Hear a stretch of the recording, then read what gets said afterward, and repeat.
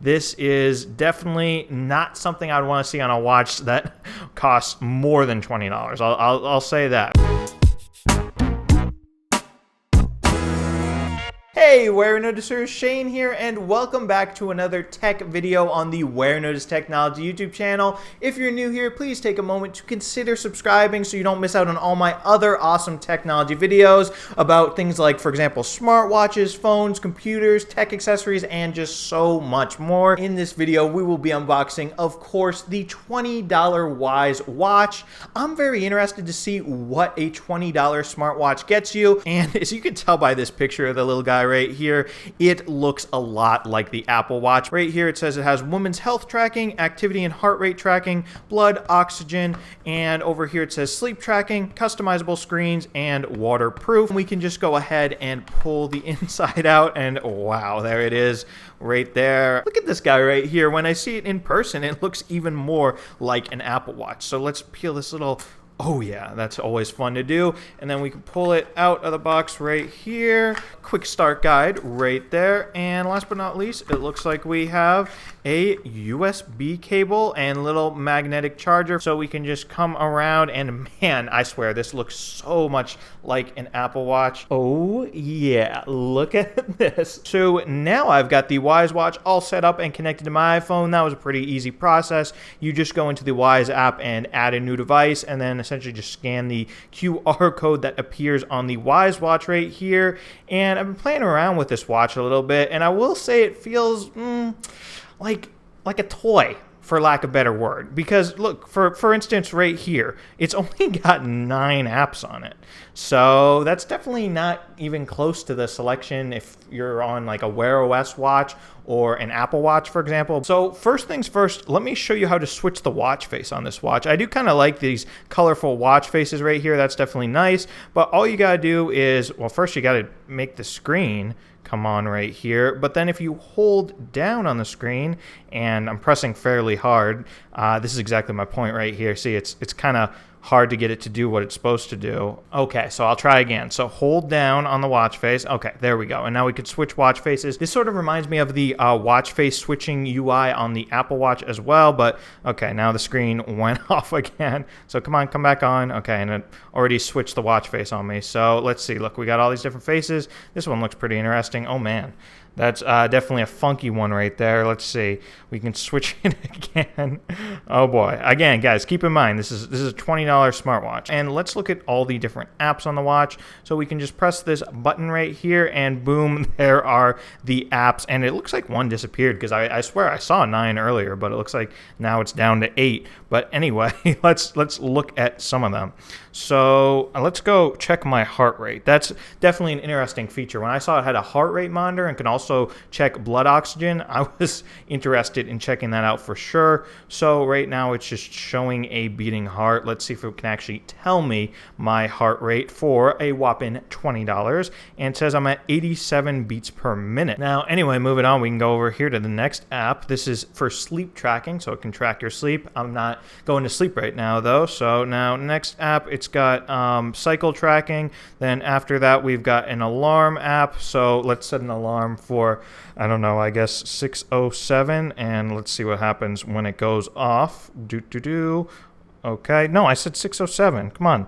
See, this is what you get, guys. $20 watch. I definitely miss an Apple Watch with the nice digital crown and nice smooth scrolling, because look, this scrolling is just so, like, it just feels not responsive. Okay, so the alarm is going off. I'm not hearing any noise, but I am feeling a little vibration right there. So that is pretty nice. That works. So stop, and let's go back and look at some more apps. Then after that, we got the timer app right here. So we could do a 1-minute timer, and then let's go. Ooh, can I not go and do something else? No, I don't want to cancel, so no.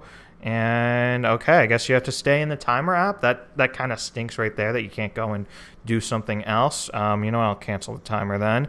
And let's see, then next app, we can do a shortcut app. Following app, we've got weather right here. And again, look at that laggy scrolling. Oh man, this is definitely not something I'd want to see on a watch that costs more than $20. I'll say that. Anyway, now over to settings, and again, we can look at that bad scrolling. It is pretty basic, believe it or not, for, once again, $20. So yeah, another thing I could show you guys how to do on this watch is if you swipe this way to the right like that, you can access some of your fitness data right here. So it thinks I've taken 23 steps so far with it on. I mean, I haven't been counting my steps, but yeah. And then over here, once you get back to your watch face, you can swipe the other way to look at your apps and then back like that. Or you can swipe from the bottom of the screen right there. This sort of reminds me of Control Center on an Apple Watch. So interestingly enough, I just went into the Wyze app on my iPhone and it made me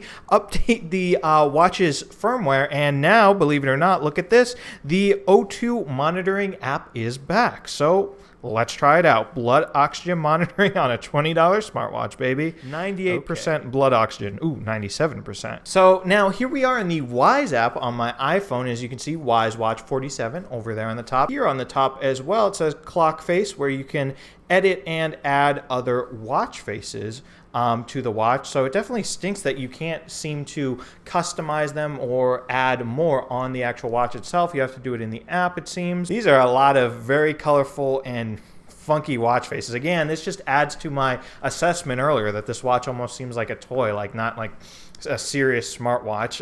But yeah, let's do this colorful one right here. And please remove one of your saved clock faces to save a new one.